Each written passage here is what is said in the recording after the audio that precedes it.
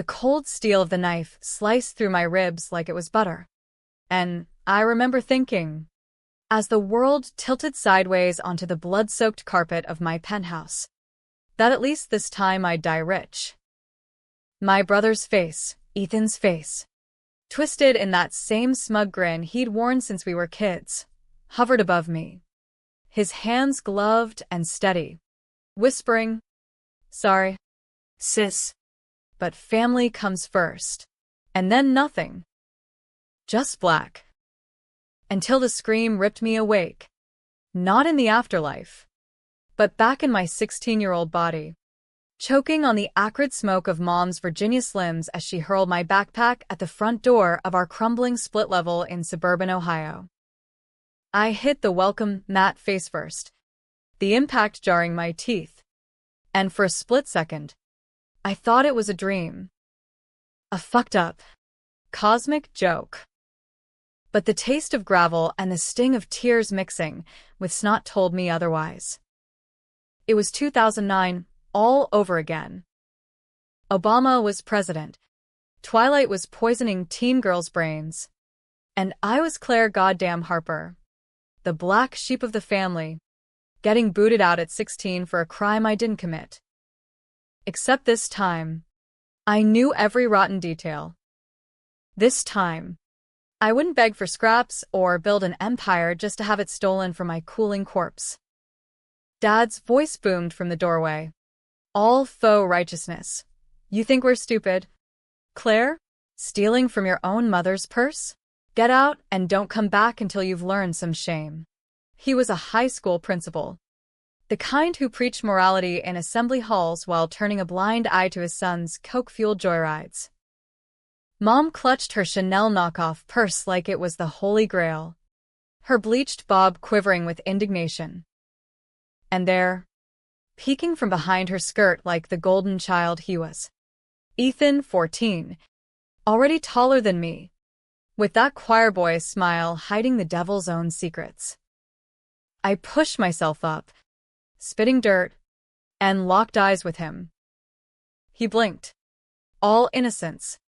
But I saw it, the flicker of recognition. No.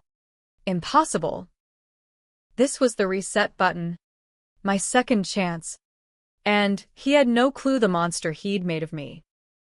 In my first life, I'd clawed my way from homeless shelters to a corner office on Wall Street, turning a blog about whistleblower tips into a multi-million-dollar cybersecurity firm.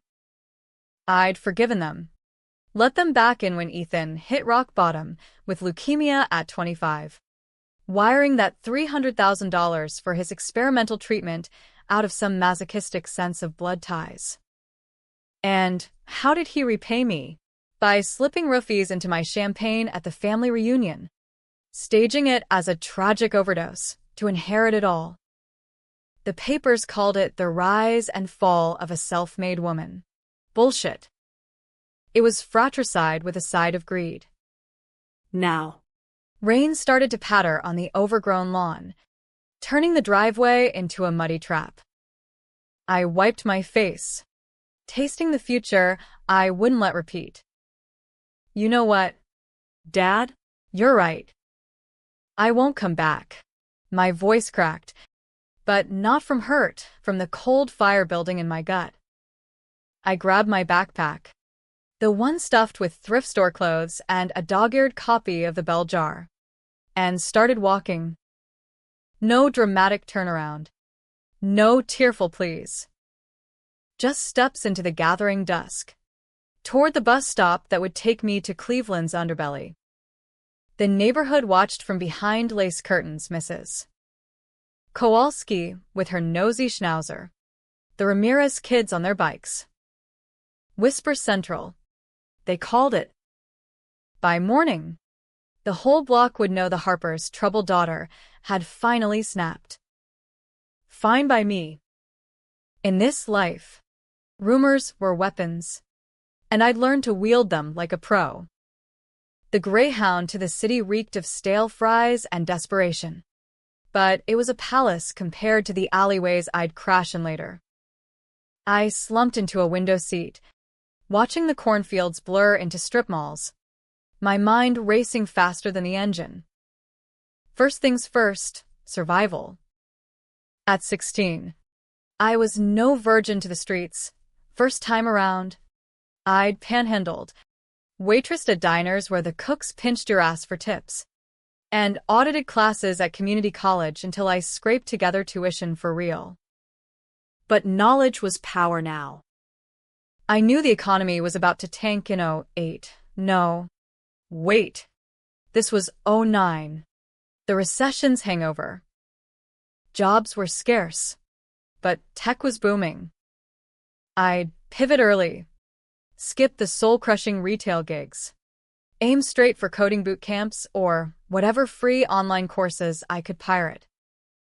By midnight, I was in Cleveland, the lakefront wind whipping my hair as I hoofed it to a shelter in the flats.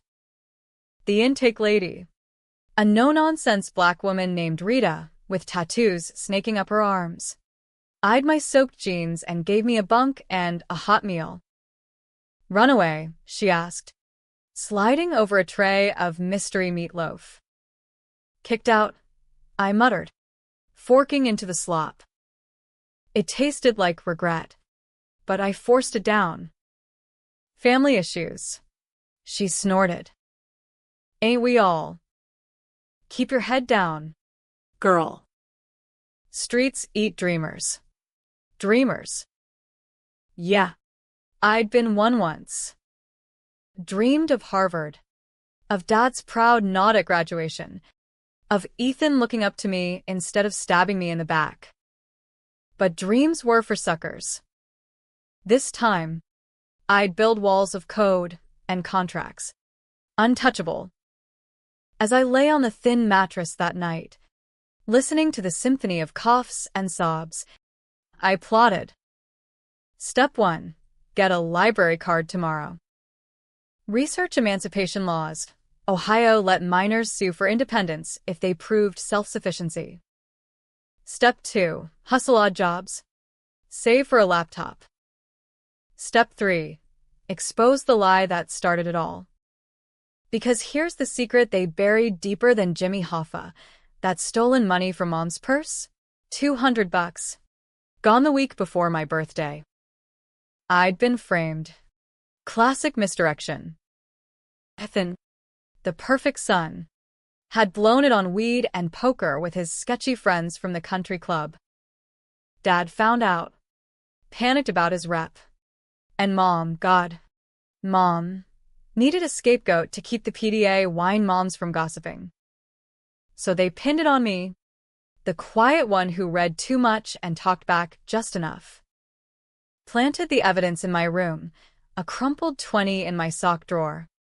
Whispers to the neighbors about my attitude. I took the fall, believing their tears were real until the lawyer's letter years later. Post my first big payout. Begging forgiveness. Forgiveness. What a joke. In my death throes, as Ethan's knife twisted, I'd seen the autopsy of our family, Dad's affair with the vice principal, covered up with school funds, Mom's pill habit, funded by loans from my success, Ethan's rap sheet, expunged by Daddy's connections. They weren't just betrayers, they were architects of quiet crimes. The kind that fester in American suburbia like mold in the walls. Dawn broke gray and unforgiving, the shelter buzzing with the shuffle of the damned. I claimed my free toiletry kit, toothbrush like a sword, and hit the streets. First stop, public library on Superior Avenue. The place smelled of old paper and fresh starts. Librarians shushing the homeless like benevolent wardens. I snagged a corner terminal, fingers flying over keys that felt like old friends. Emancipation statutes, check. Local NGOs for teen entrepreneurs, check. And buried in the archives, a digital ghost from the future I remembered, a 2015 article on suburban fraud rings, naming names. Not mine, but close. Ethan's crowd, dipping into petty theft to fund their highs. I printed what I could on the cheap inkjet, stuffing pages into my backpack like contraband. By noon, I was at a temp agency, lying about my age with a forged note from Aunt Rita. They bought it. Recession desperation makes HR blind, and I landed a gig stuffing envelopes for a law firm downtown. $9 an hour. Under the table. It was grunt work, paper cuts, and repetitive strain, but it bought bus fare and a McDonald's value meal. Evenings, I haunted free Wi-Fi at Starbucks, teaching myself HTML on Code Academy's beta site. Code was clean, logical, no messy emotions, no backstabs. Just if-then statements. And I was the god writing the script. Weeks blurred into a grind. My hair grew greasy, my jeans threadbare, but the fire never dimmed. One night, scrolling news on a borrowed phone, I saw it, a blurb about a principal in Mentor, Ohio, reprimanded for fund mismanagement. Dad. The first crack in their facade. I bookmarked it. Heart pounding. Payback started small, anonymous tip lines fed with crumbs from my future knowledge. A call to the school board about missing petty cash, citing dates I should know. Nothing stuck yet, but ripples spread. Then came the first test. A letter arrived at the shelter's general delivery, forwarded from home.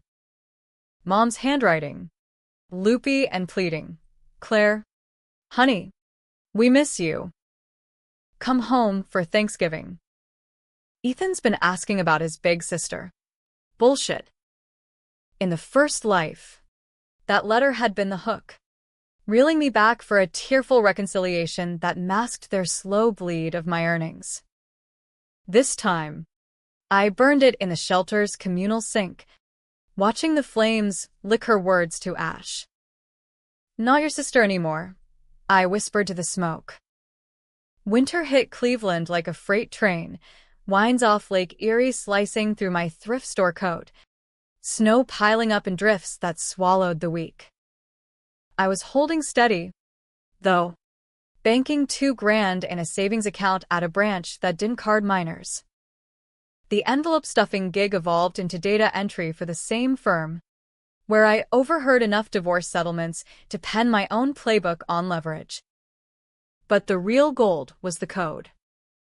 I'd built a simple app by January, a tip jar for whistleblowers, anonymous drops encrypted with basics I'd Googled.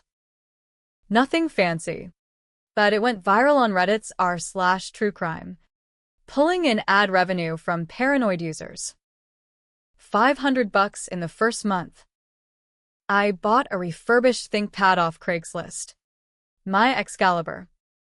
Emancipation hearing was set for February, in a stuffy courtroom downtown that smelled of lemon polish and lost causes. Judge Harlan, a grizzled vet with a mustache like a broom bristle, peered over his glasses at me, the social worker droning about at-risk youth. I stood tall in my best, only, blouse, presenting bank statements, pay stubs, even a glowing email from the library's teen lit program praising my initiative. No tears. No sob story. Just facts. I was surviving, thriving even, without their poison. You understand this severs ties legally?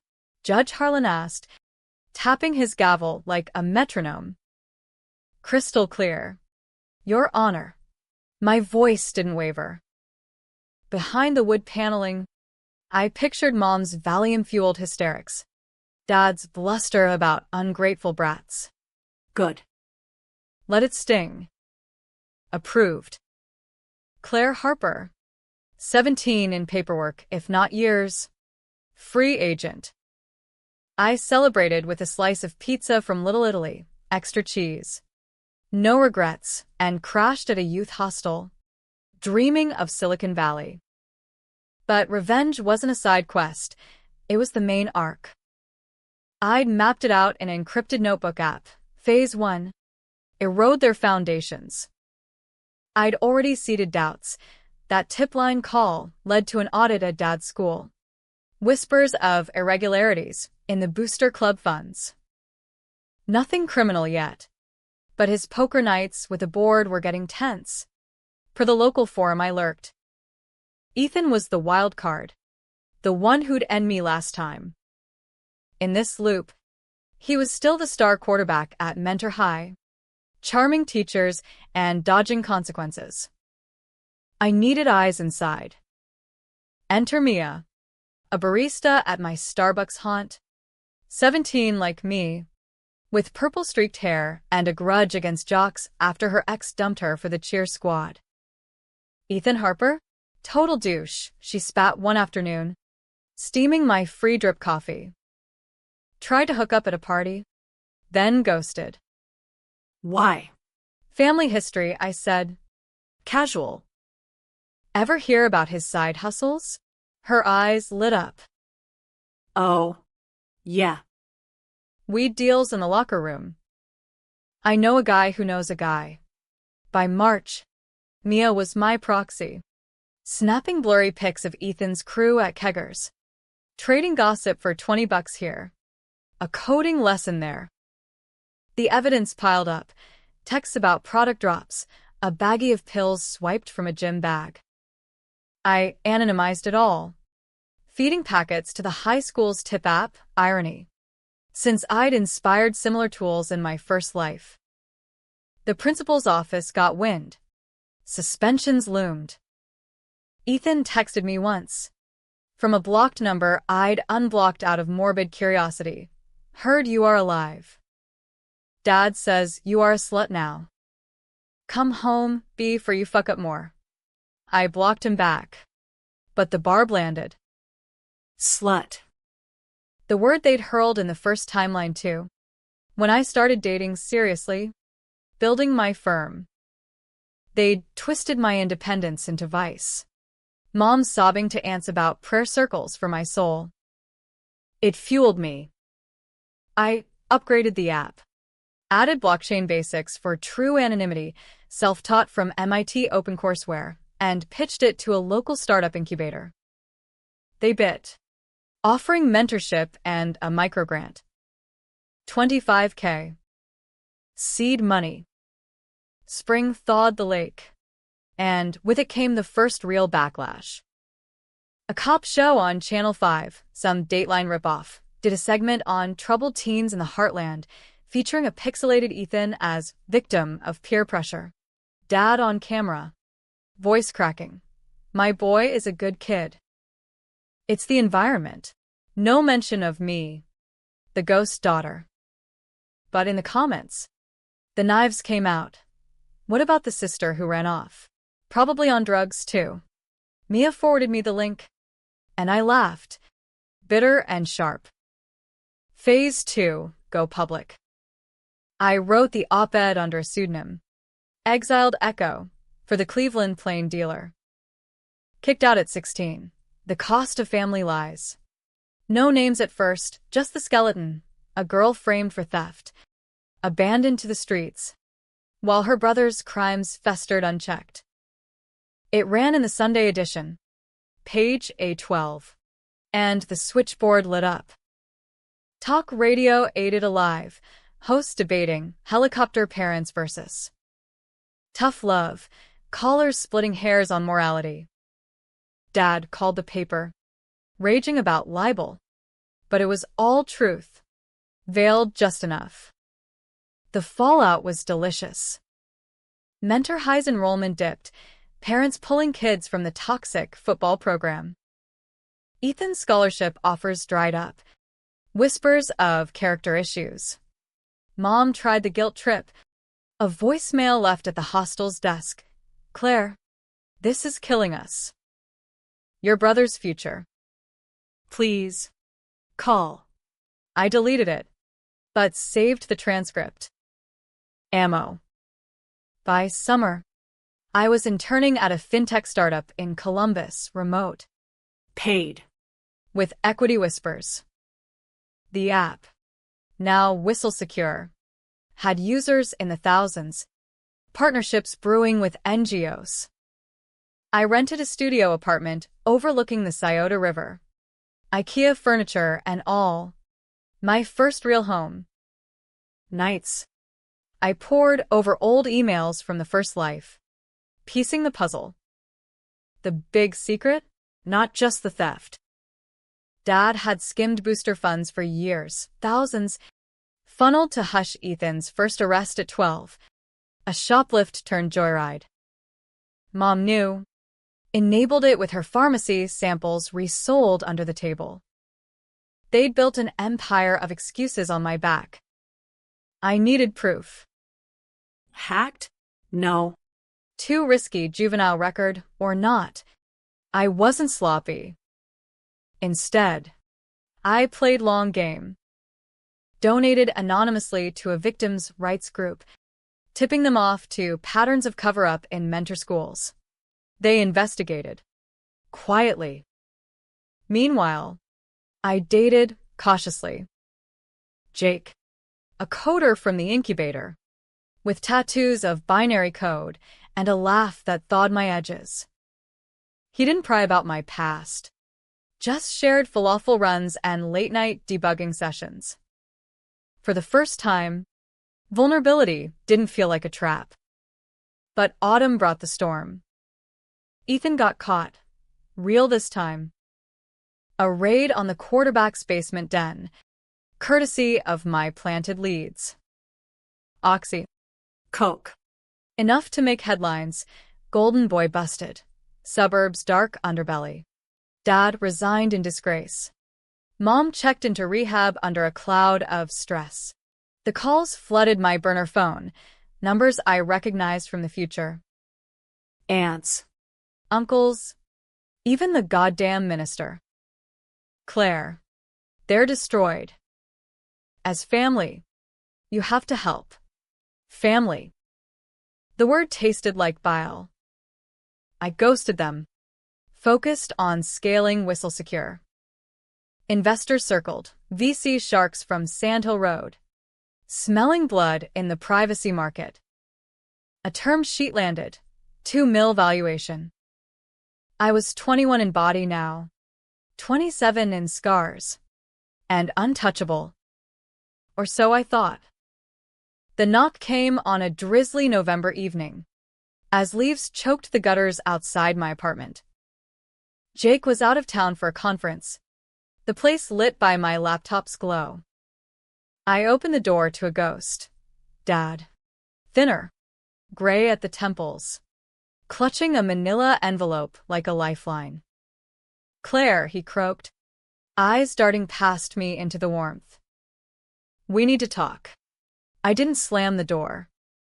That would have been too easy. Too cinematic.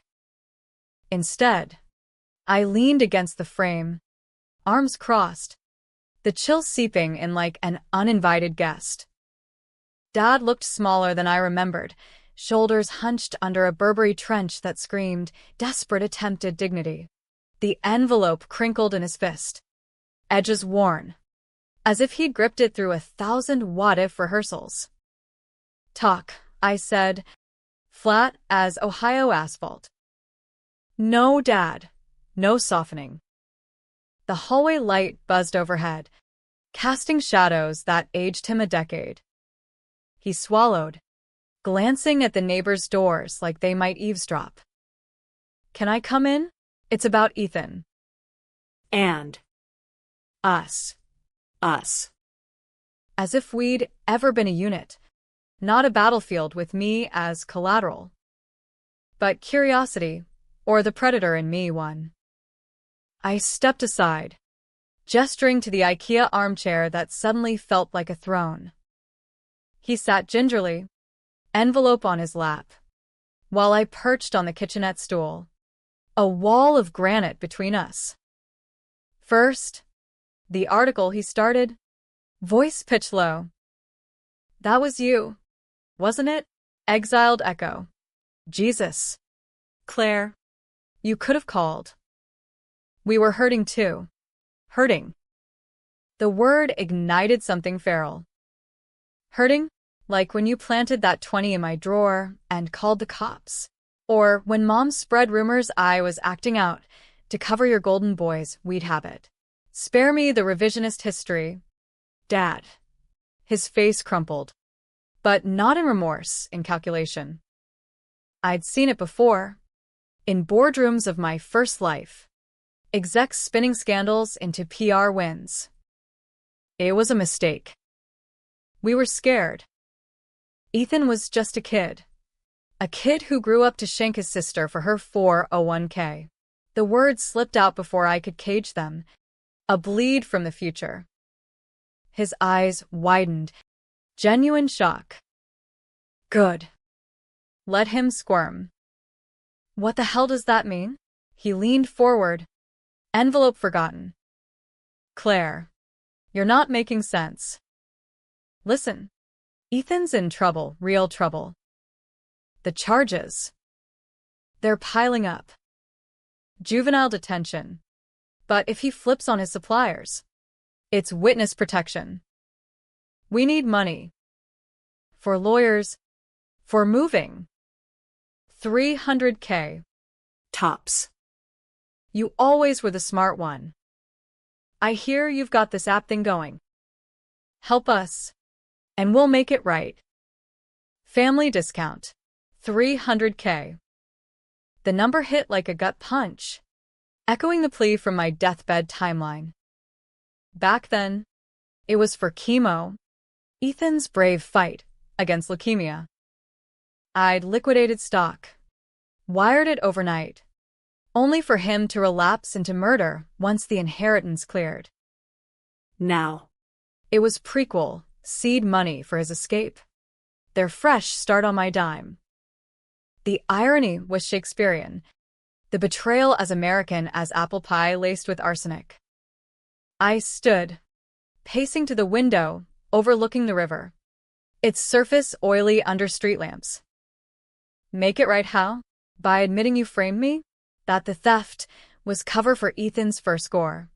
And Mom's pills were the real cash cow. He flinched, but recovered fast. Classic educator deflection. You're twisting it. We protected you. From the streets. From what? The truth. I whirled. Voice rising.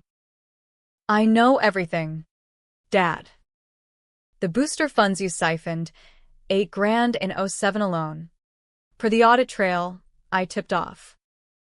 Mom's donations to the church, laundry for her scripts. And Ethan. God. Ethan. That basement bust? Tip of the iceberg.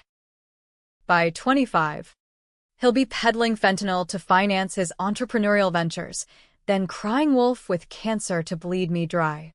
The room went tomb silent, save for the fridge's hum. His knuckles whitened on the envelope. How do you? Then. Softer. Pleading. Claire. Please. He's our son. Your brother. Brother. The knife twist. Metaphorical this round. I snatched the envelope, ripping it open. Photos spilled out. Ethan in cuffs. Mugshot glare. Court docs yellowed with coffee rings. A real estate listing for a discreet condo in Florida. Their exit strategy. Funded by fairy tales. No, I said. Simple as that. Swept the mess into the trash. Photos first. Get out. He rose. Face ashen. But there was steel in his eyes, the same that had booted me years prior. You'll regret this. Blood's thicker than ink. Claire. When you're alone in that big empty life you built, remember who raised you. The door clicked shut behind him, and I slid down the wall, knees to chest, the shakes hitting like withdrawal. Not fear, exhilaration, laced with grief for the father I'd wanted him to be. Jake found me there an hour later. Wordless hug and takeout tie. Rough family reunion, he murmured. combing fingers through my hair. Worse, I admitted, for the first time letting cracks show. But it's ending. Phase 3. Dismantle. I lawyered up, pro bono from the firm's roster, a shark named Lena who'd clawed from foster care herself. We sued for defamation. Back pay for emotional labor in their household scam. Not for cash, for headlines. Disowned daughter sues parents for framing. The plain dealer ate it up. Front page. National outlets picked a bone. Fox calling it woke vengeance, CNN a reckoning for toxic parenting. Protests erupted outside Mentor High, signs reading frame job. Not my kid, parents versus enablers. Ethan cracked first. In juvie, facing adult time. He flipped names, dates, dad's complicity. The feds swooped. Rico vibes on the suburban pill pipeline. Mom OD'd on live TV outside the courthouse. Staged for sympathy. But the ambulance lights caught her clutching oxys. Dad, lawyered up separately. Cutting deals in shadows. I watched it unfold from Columbus. Whistle secure exploding. Users tripled post-scandal. VCs throwing term sheets like confetti. Jake proposed over dim sum. Ring from a street vendor, but promise real. I said yes. Tentative. The future less a noose. But the twist came unbidden. A gut-wrencher in the calm. Lena called mid-negotiation. Voice hushed. Claire. There's more. In the discovery docs, your mom's journal. She knew you weren't the thief from day one. But get this, the real frame? It wasn't just Ethan's weed. You were pregnant, weren't you? At 16. Miscarried on the streets. She covered it. Said it was delinquency to abort the family shame. Pregnant. The word detonated memories I'd buried deep. First life. I'd never known. Too busy surviving to autopsy the pain. But flashes hit. Cramps in the shelter. Blood on Rita's bunk. Whispered hysterectomy risks at the free clinic. Ethan's? No, God. No. A fumbling hookup with a foster kid. Pre-frame. Mom had known. Forced the confrontation to scare me straight. Dad's boot to erase the evidence. Their golden family. Preserved at my body's expense. Rage. White hot. Course through. This wasn't just betrayal, it was matricide of my unborn. I stormed the deposition. Uninvited. Lena protesting. Dad in a cheap suit. Mom pale and pill-popped beside him. You killed her, I hissed, slamming the journal on the table. My daughter. Your grandchild. For what? The neighbor's golf claps. Mom dissolved. Wailing theatricals. That met my eyes. Unblinking. It was for the best. You were too young. We saved you from ruin. Saved. The lie of the century. The judge cleared the room. But the damage stuck, leaks to press. Headlines screaming, Harper family horror, forced miscarriage cover-up. Their world imploded. Dad disbarred from education forever. Mom committed involuntarily. Ethan remanded to federal holding. Chow Treo brewed in the fallout. A reunion demand from Ethan's public defender, plea deal if I testified to mitigating family bonds. I went. Wired for sound. Lena's trap. The visit room at county lockup. Plexiglass divider. Ethan's face gaunt but eyes sharp. Same killer glint. Sis, he mouthed through the phone. Charm dialed up. You win. But help me out here. One signature. And I'm gone. Florida.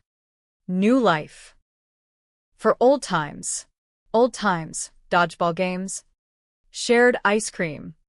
Before the rot set in, I leaned close, voice steel. Old times?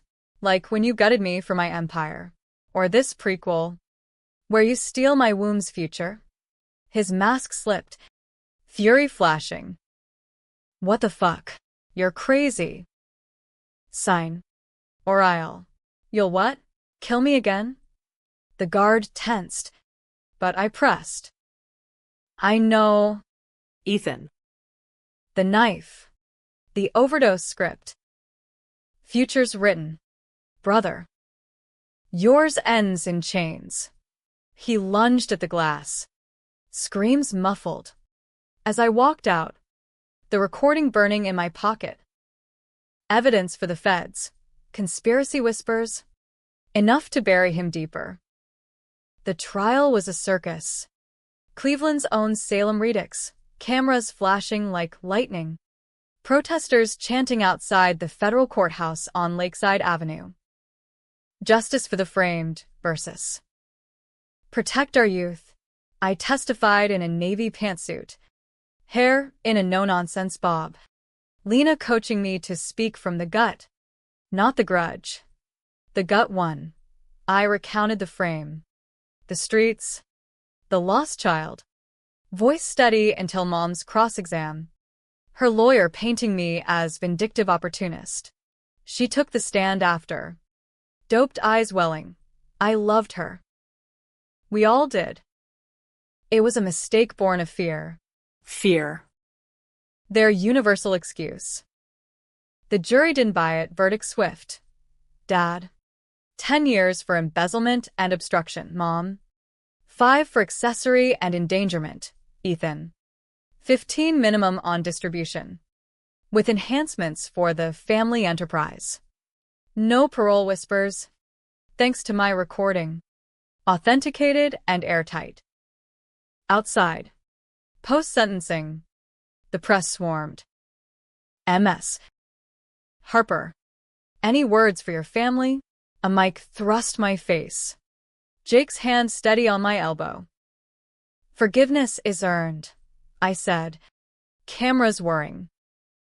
They spent mine like loose change. Clean. Quotable. The soundbite that launched Whistle Secure's IPO roadshow. Valuation hit 50 mil by spring. My stake a 9-figure anchor. Jake and I bought a brownstone in Tremont, exposed brick. Herb garden on the fire escape, wedding small. Vows exchanged under dogwoods. But closure? That came quieter. Unscripted. A letter from Mom. Contraband via her counselor. Arriving on a humid July morning. No pleas. Just pages of scrawl, apologies laced with excuses. Then the gut punch. We chose Ethan because he needed us more. You were always the strong one. Claire. The one who survived without us. Survivor. Yeah. But at what cost? I read it on the porch swing. Coffee cooling. Then folded it into an origami bird and set it afloat on the Cuyahoga. Let the river carry their ghosts. Ethan's twist lingered, though a coda from the afterlife of my first loop. In the depths of his cell, he penned a manifesto, smuggled out by a hack journalist. My sister's curse, how rebirth destroyed us. Bullshit mysticism. Claiming I'd haunted him with premonitions. Forcing his hand. The tabloids lapped it up. Prophetic prison ravings? But I knew the truth. No curse. Just consequences. His illness in the old timeline? Faked. Per the tox reports I'd buried in grief. Chemo cash diverted to offshore accounts. His relapse a ploy to expedite my exit. I visited once. Post-conviction. Plexiglass a merciful veil. He looked hollowed. Tattoos blooming on jailhouse arms. Eyes pleading. Claire. It wasn't real. The cancer, I needed the money. For us. To start over.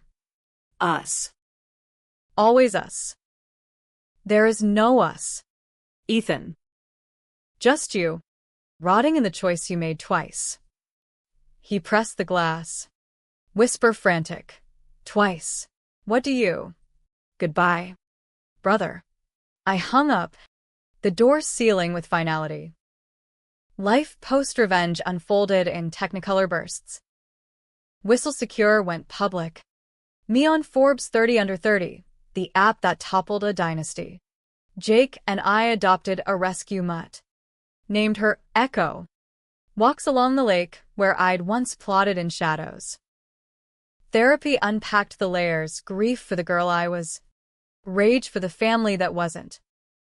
No kids yet, the scar ran deep. But time mended. Or, at least scarred over pretty. Years later. A parole hearing for Dad. I submitted impact statements.